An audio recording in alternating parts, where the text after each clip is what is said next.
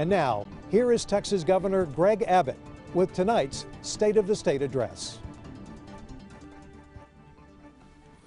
Good evening to members of the Texas Legislature who join us tonight virtually, and to my fellow Texans. As we gather tonight, I can tell you the state of our state is brimming with promise. That promise is seen in places like where I am tonight, Lockhart, Texas, home of great barbecue and the location of Visionary Fiber Technologies. The folks at Visionary Fiber, they use cutting-edge technology to provide innovative products that are transforming our future. They exemplify the tenacity of Texans, going to work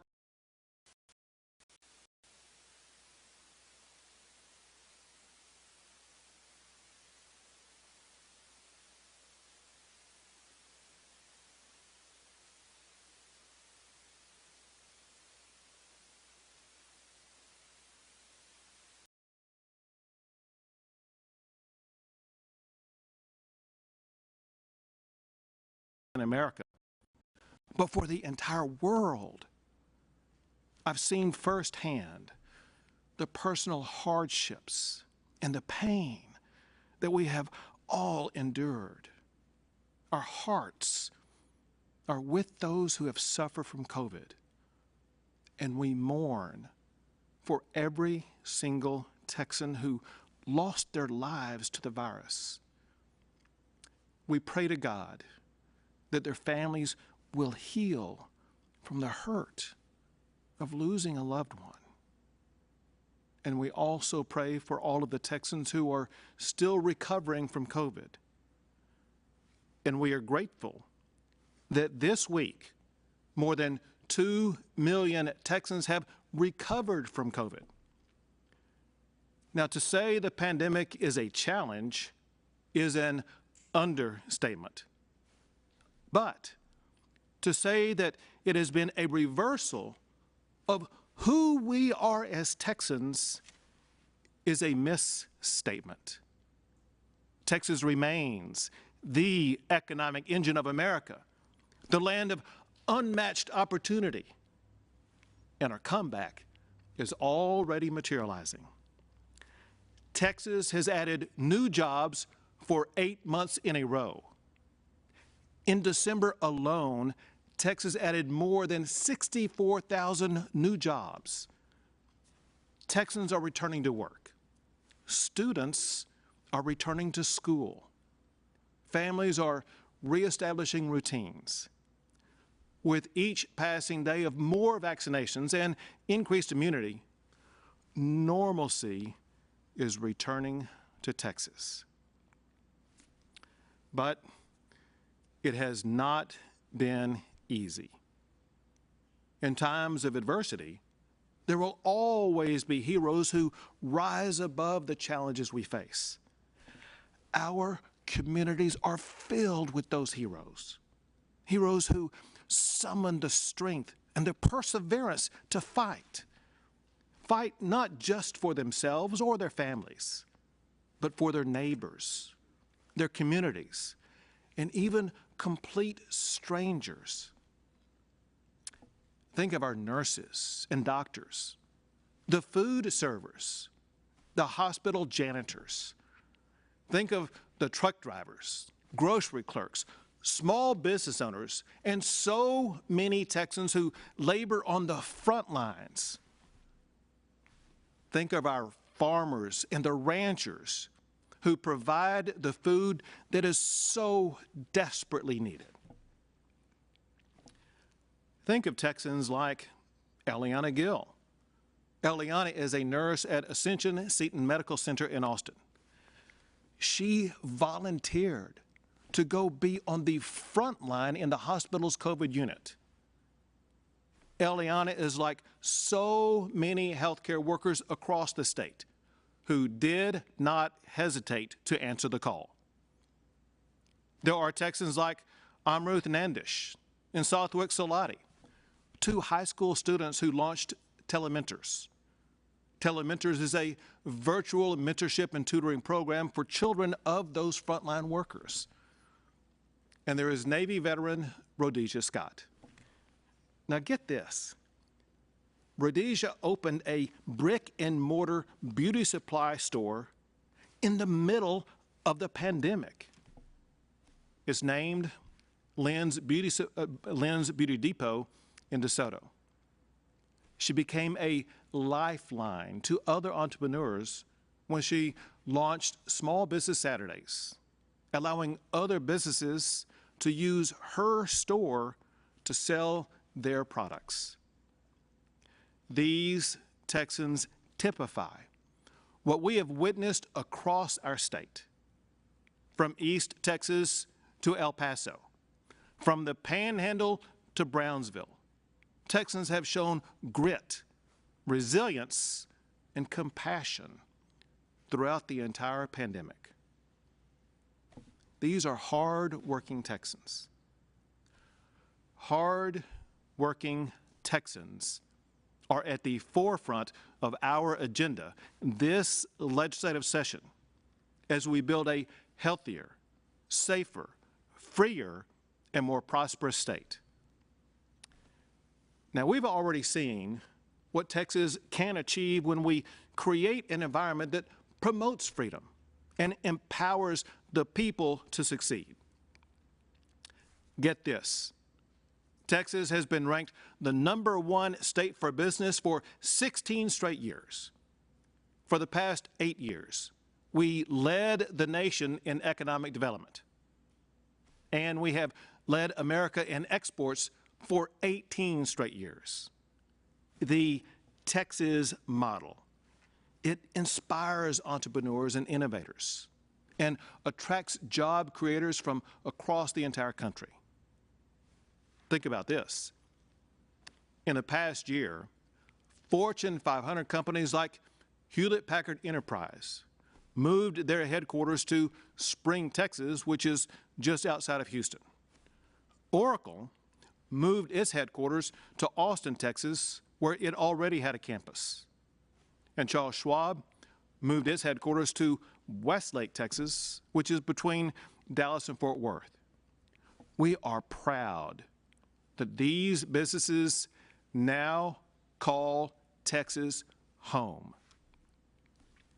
And transformational leaders like Tesla picked Texas for their next generation of innovation. But it's not just large cities that benefit. For example, in Amarillo, they are seeing the most economic development activity in the last 30 years. The same can be said for communities across the state. Most importantly, though, the cornerstone of our economic success is the small businesses in every community across Texas. 9 out of 10 businesses in Texas are small, and they employ nearly half of all working Texans. Because of their prowess, this time last year, Texas was #1 in America for the most new jobs. With their effort this year, Texas will once again lead the nation in job creation.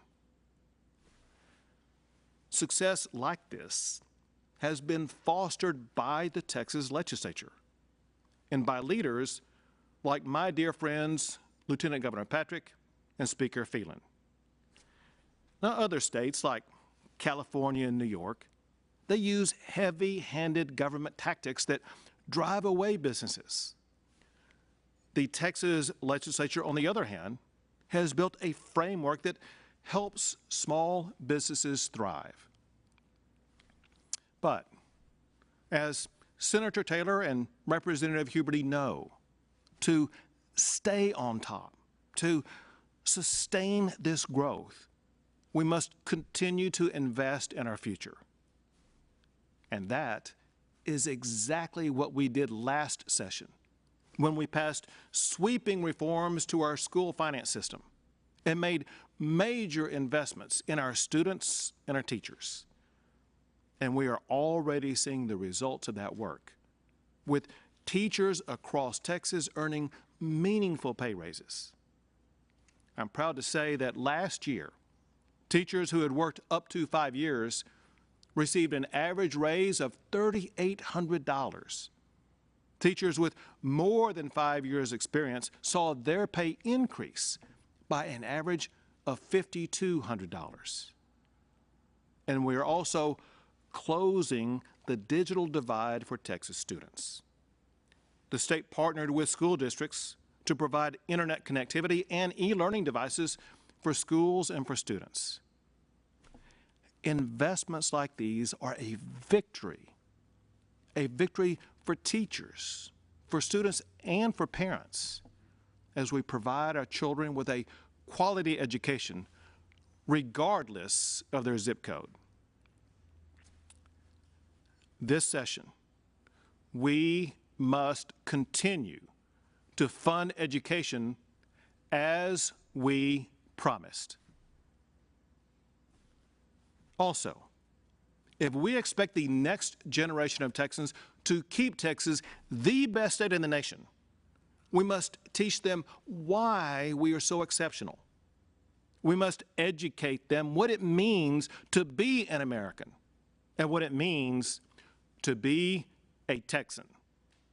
So we must bolster civics education in our classrooms and ensure that every child learns the values of freedom, good governance, and patriotism. This session must also be used to ensure a healthier Texas. The most pressing health priority is to help Texans recover from the pandemic. As we continue to combat the pandemic, we do so with better tools, more knowledge, plus medical improvements that are helping us move beyond this challenge. And for that, I want to thank Chief Nim Kidd and Dr. John Hellerstedt. With their guidance, we set up medical centers where Texans can get the new antibody therapeutic medicine. This medicine is incredible. It helps people who get COVID heal quicker, and it keeps them out of hospitals. To defeat this pandemic, we are accelerating the vaccine process. Texas was the first state to vaccinate more than 1 million residents. And just 2 weeks later, we exceeded 2 million vaccinations. That number will increase even faster in the coming weeks as additional vaccines are approved. We will continue expanding vaccinations across Texas until every Texan who wants one will be able to get one. But if we are going to fully address COVID-related health issues, we must also focus on the mental health challenges that Texans are facing. During the pandemic, we created a 24/7 mental health support line. We provided crisis counseling, and we established virtual access for behavioral services. They were funded by the almost $8 billion that the legislature devoted to mental health last session.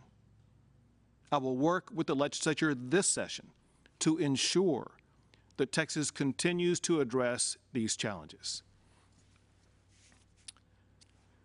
One healthcare tool that proved very helpful during the pandemic was the use of telemedicine. It's convenient. It's convenient for both the patient and the doctor.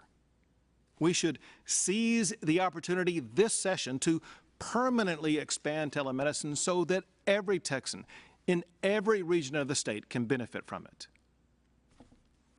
From medicine to education to business, broadband access is not a luxury.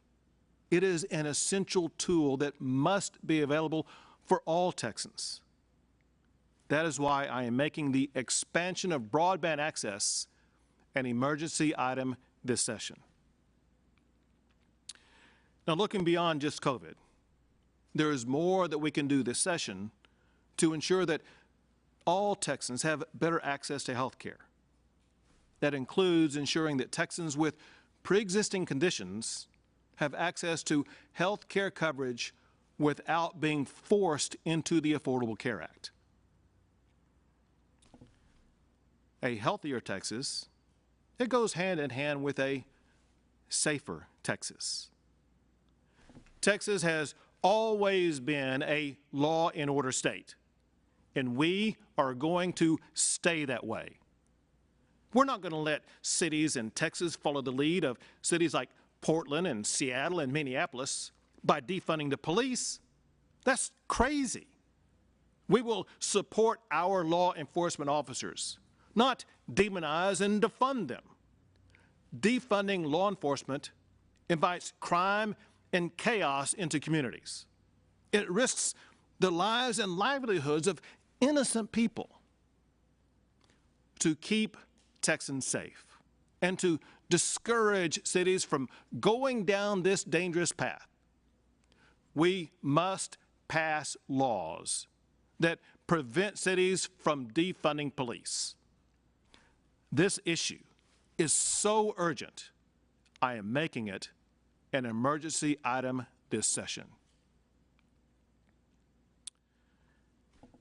Public safety is also at risk because of a broken bail system. A broken bail system that recklessly allows dangerous criminals back out onto our streets. Too many Texans like Damon Allen have been murdered because of our broken bail system. Damon Allen was a state trooper who was gunned down during a traffic stop. His killer was out on a $15,000 bond despite having previously been convicted of assaulting a sheriff's deputy and having been arrested on charges of evading arrest and aggravated assault on a public servant. He shot and killed Trooper Damon Allen in the line of duty. Damon Allen's wife, Casey, was robbed of her husband. Their children robbed of their father. To fix our flawed bail system and to keep dangerous criminals off our streets, I am making the Damon Allen Act an emergency item this session.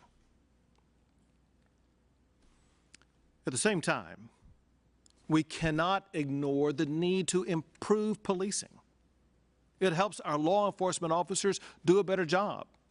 It makes our communities safer. This session, we must provide law enforcement with the tools and the training they need to ensure the safety that their communities deserve. Public safety also extends to our border. Because of the federal government's open border policies, Texas must work to fortify our efforts to secure our border. We already have planes in the air, boots on the ground, boats on the water, and cruisers on the roads. We must expand our efforts to crack down on human trafficking and to put an end to drug smuggling in Texas. We also have a duty this session to keep Texas the freedom capital of America. Whether you're a newcomer to our state or your family has been here for generations, we all unite around the ideals of freedom and personal liberty. But freedom is fragile. If left undefended, we risk losing our freedoms one by one. Freedom of religion is enshrined in the First Amendment to the United States Constitution. And yet, some government officials across the country shut down churches during the pandemic. Even in Texas, some local officials tried closing churches. That is wrong. We must ensure that freedom to worship is forever safeguarded. I want a law this session that prevents any government entity from shutting down religious activities in Texas. But let's face it, it's not just First Amendment freedoms that have been threatened. Second Amendment rights are also under attack. Politicians from the federal level to the local level have shouted, "Heck yes, the government is coming to get your guns." We won't let that happen in Texas. Last session, I signed 10 laws to protect gun rights in Texas. This session, we need to erect a complete barrier against any government official anywhere from treading on gun rights in Texas. Texas must be a Second Amendment sanctuary state. Life, liberty, and the pursuit of happiness. Those are guaranteed rights on which our founders established our country. The sentence in the Declaration of Independence that lists those three rights is followed by this, and I quote, "To secure these rights, governments are instituted among men, deriving their just powers from the consent of the governed." Now, precisely what the governed consent to should never be in doubt. That is why the integrity of elections is so essential to our democracy. One thing that all of us should agree on, whether you are a Republican, a Democrat, or an independent, is that we must have trust and confidence in the outcome of our elections. That is why election integrity will be an emergency item this session. The most precious freedom of all is life itself. Our Creator endowed us with the right to life. And yet, millions of children lose their lives every year before they are even born. Estimates show that more than 40 million babies lost their lives to abortion in 2020. That's shocking. It's horrifying. It must end. I have signed 11 laws that protect innocent lives, but more must be done. This session, we need a law that ensures that the life of every child will be spared from the ravages of abortion. And we should make explicit what should be obvious. No unborn child should be targeted for abortion on the basis of race, sex, or disability. Next, another important issue is helping the millions of businesses and workers who have been impacted by the pandemic. To say the very least, we must balance the state budget without increasing taxes. I want to thank Senators Nelson and Hinojosa, as well as Representatives Capriglione and Longoria, for their financial stewardship this past year to put Texas in a position to be able to achieve those goals. But listen, there's far more to do to help business owners and their employees. They have gone above and beyond throughout the pandemic to open and to operate safely. And yet, those same businesses now face the crosshairs of lawsuits. Texas businesses that have operated in good faith shouldn't have their livelihoods destroyed by frivolous lawsuits. I'm asking the legislature to quickly get a bill to my desk that provides civil liability protections for individuals, businesses, and healthcare providers that operated safely during the pandemic. This is an emergency item this session. We must also ensure that in the event another pandemic ever strikes again, families and businesses will never again face the financial consequences they experienced in 2020. I will continue working with the legislature to find ways to navigate a pandemic while also allowing businesses to remain open. We must find solutions that allow all Texans to enjoy the unique prosperity that comes with being a Texan. Now, the pandemic has revealed what makes Texas great, as well as ways that we can make it even better. Texas prides itself on low regulations, but our response to the crisis revealed even more regulations that can be cut. For example, we suspended a number of regulations to help Texans navigate challenging times. That included measures like helping our restaurants by allowing them to sell alcohol to go, and allowing Texans easier access to doctors through the use of telemedicine. Some of those ideas are worth keeping. That's why I'm asking the legislature to make permanent some of the regulatory relief that are authorized. This will cut red tape and unleash the full might of the Texas economy.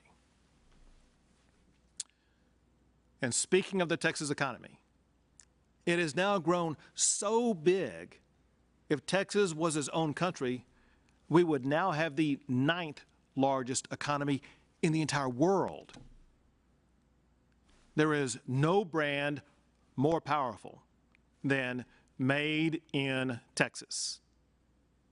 I want the hard-working Texans who built that brand to know you have a governor who has your back. Products that are made with the Texas brand should be made by Texans.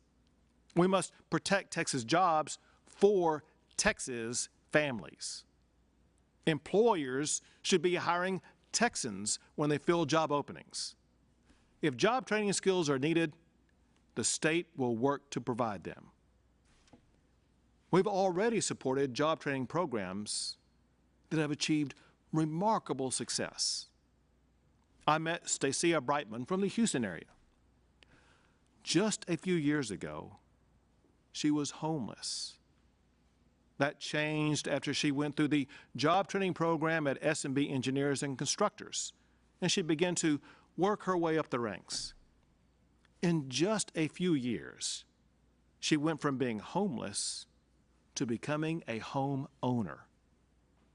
And when she told me how much she is making, I let her know she's now earning more than the governor of Texas.